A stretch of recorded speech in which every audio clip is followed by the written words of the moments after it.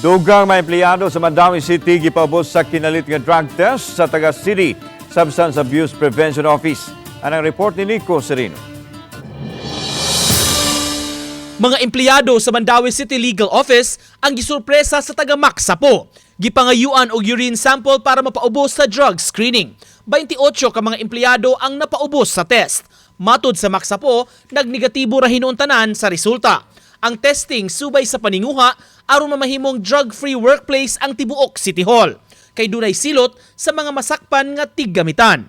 Samtang ato sa sesyon sa konseho ni atong Lunes, lakip sa giagenda ang pagpapaili sa ngan sa maong opisina. Gikan sa Mandawi Substance Abuse Prevention Office o Maksapo, himuon kining Substance Abuse and Mental Health Services Office. Kini aron malakip sa taha sa mga opisina ang implementasyon sa mga mental health programs ug advocacy sa dakbayan. Matud sa ilang labaw, Attorney Ben Manzano, aprobado na ang committee report kabahin niini. Aduna lay usbon sa draft ordinance, una pa ipapasar sa tibuok konseho.